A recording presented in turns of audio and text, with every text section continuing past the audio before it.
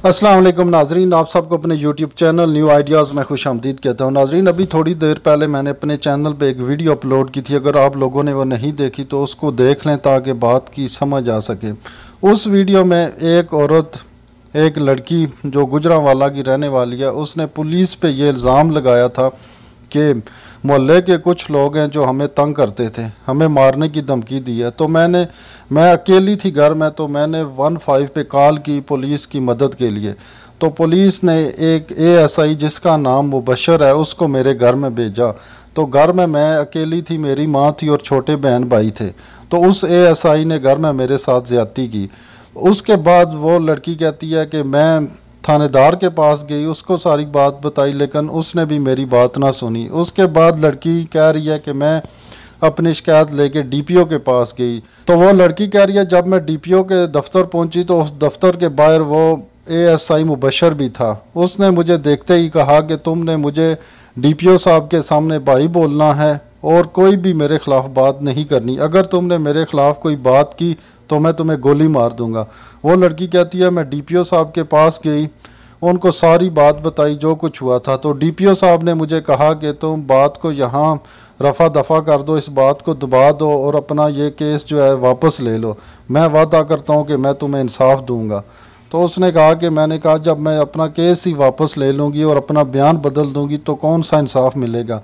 उसके बकौल जब उसको वहाँ से भी इंसाफ नहीं मिला तो उसने प्रेस कॉन्फ्रेंस कर दी।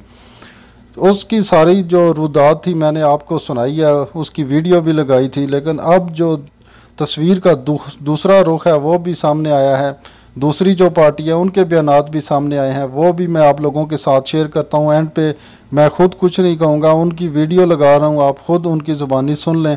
लेकिन मुतालबा फिर भी वही है कि अगर वो लड़की सच्ची है तो उसको इंसाफ मिलना चाहिए और उस पुलिस वाले को इबरत का निशान बनाना चाहिए। लेकिन अगर वो लड़की गलत है, झूठ बोल रही है, उसने ड्रामा किया है, एक इतने बड़े डिपार्टमेंट को बदनाम करने की कोशिश किया, तो इस लड़की को इबरतनाक सज़ा मिलनी चाहिए।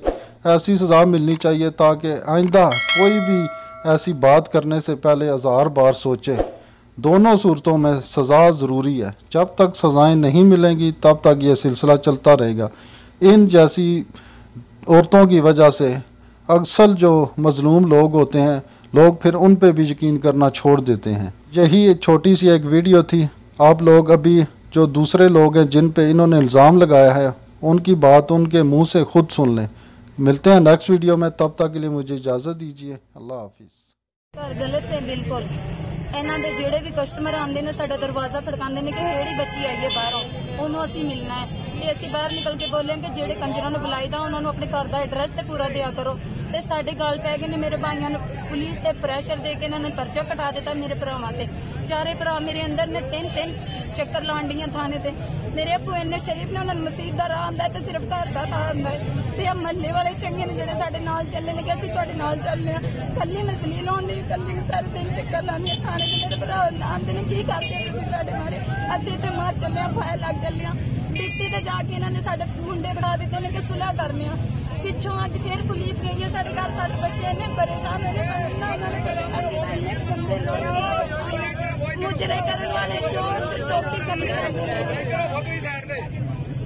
बस ਅਸੀਂ ਡੁਰੇ ਹਾਂ, ਇਨਸ਼ਾਅੱਲਾ ਸਾਨੂੰ ਇਨਸਾਫ ਚਾਹੀਦਾ। ਬੋਲਿਆ ਜੀ ਇਹ ਬੀਬੀਆਂ 2 ਨੰਬਰ ਨੇ, ਠੀਕ ਹੈ, ਸਾਡੇ ਬੰਦੇ ਬੇਗੁਨਾਹ ਨੇ, ਸਾਡੇ ਬੰਦਿਆਂ ਨਾਲ ਧੋਖਾ ਹੋਇਆ। ਸਾਨੂੰ ਅੰਦਰ ਬੁਲਾ ਕੇ ਉਹਨਾਂ ਨੇ ਸਾਡੀ ਕੋਈ ਗੱਲ ਨਹੀਂ ਸੁਣੀ, ਸਾਨੂੰ ਉਹਨਾਂ ਬਾਹਰ ਕੱਢਦਾ, ਸਾਡੇ ਬੰਦੇ ਫੜ ਲਏ। ਸਾਡੇ ਨਾਲ ਬਹੁਤ ਜ਼ਿਆਦਤੀ ਹੋਣ ਦੀ। ਮੁਹੱਲੇਦਾਰ ਬਹੁਤ ਸ਼ਰੀਫ ਨੇ, ਚਾਚਾ ਜੀ ਬਹੁਤ ਸ਼ਰੀਫ ਨੇ, ਮੈਂ ਮੁਹੱਲੇਦਾਰ ਹਾਂ, ਮੈਂ ਇਹਨਾਂ ਦੀ ਕੁਛ ਨਹੀਂ ਲੱਗਦੀ ਹੈ, ਠੀਕ ਹੈ। ਇਨਸਾਫ ਚਾਹੀਦਾ ਸਾਨੂੰ। ਇੱਧਰ ਹੋ ਕੇ ਹਰਦਰਵਾਜ ਚਠਾ ਸਾਹਿਬ ਜਿੰਦਾਬਾਦ, ਹਰਦਰਵਾਜ ਚਠਾ ਸਾਹਿਬ ਜਿੰਦਾਬਾਦ, ਬੀਬੀਆਂ ਮੁਰਦਾਬਾਦ, ਬੀਬੀਆਂ ਮੁਰਦਾਬਾਦ, ਬੀਬੀਆਂ ਮੁਰਦਾਬਾਦ, ਹਰਦਰਵਾਜ ਚਠਾ ਸਾਹਿਬ ਜਿੰਦਾਬਾਦ, ਹਰਦਰਵਾਜ ਚਠਾ ਸਾਹਿਬ ਜਿੰਦਾਬਾਦ, ਬੀਬੀਆਂ ਮੁਰਦਾਬਾਦ, ਹਰਦ ਬੀਬੀਆਂ ਮੁਰਦਾਬਾਦ, ਹਰਦਰਵਾਜ ਚਠਾ ਸਾਹਿਬ ਜਿੰਦਾਬਾਦ, ਗਲਤ ਬੀਬੀਆਂ ਮੁਰਦਾਬਾਦ, ਕਸ਼ਤੀਆਂ ਬੀਬੀਆਂ ਮੁਰਦਾਬਾਦ, ਕਸ਼ਤੀਆਂ ਬੀਬੀਆਂ ਮੁਰਦਾਬਾਦ, ਪੁਲਿਸ ਨੂੰ ਪ੍ਰੈਸ਼ਰ ਵਾਈ ਕਰਕੇ ਪਰਚਾ ਦਿੱਤਾ ਨਾ ਮੁਰਦਾਬਾਦ। ਇਹ ਬੀਬੀਆਂ ਜਿਹੜੀਆਂ ਨੇ ਕਰਪਟ ਨੇ, 2 ਨੰਬਰ ਨੇ, ਇਹਨਾਂ ਦੇ ਘਰ ਬੰਦੇ ਆਉਂਦੇ ਜਾਂਦੇ ਨੇ ਤੇ ਮਹੱਲੇਦਾਰਾਂ ਡੱਕਿਆ ਉਹਨਾਂ ਨੂੰ, ਜੋ ਗੁਆਂਢੀਆਂ ਨੇ ਡੱਕਿਆ, ਉਹਨਾਂ ਦੇ ਇੱਕ ਰਾਤ ਨੂੰ ਗਰਾਹ ਖੜਕਾ ਤਾ, ਉਹਨਾਂ ਕਿਹਾ ਸਾਡਾ ਕੋਈ ਖੜਕਾ ਦੋ, ਉਹਨਾਂ ਦਾ ਖੜਕਾਵਾ ਜਾ ਕੇ ਉਹ ਘਰੋਂ ਨਿਕਲੇ ਨੇ, ਉਹਨਾਂ ਆਣ ਕੇ ਲੜਾਈ ਕਰਨੀ ਸ਼ੁਰੂ ਕਰ ਦਿੱਤੀ ਹੈ। ਉਸ ਤੋਂ ਬਾਅਦ ਇਹਨਾਂ ਪੁਲਿਸ ਦੇ ਕੋਲ ਆਣ ਕੇ ਪੁਲਿਸ ਨੂੰ ਪ੍ਰੈਸ਼ਰਾਈਜ਼ ਕਰਕੇ ਇਸ ਬੀਬੀ ਨੇ ਤੇ ਇਹਨਾਂ ਦੇ ਪਰਚਾ ਕਰਵਾ ਦਿੱਤਾ। ਸੰਜਾ ਦੇ 450 ਲਵਾ ਦਿੱਤੇ।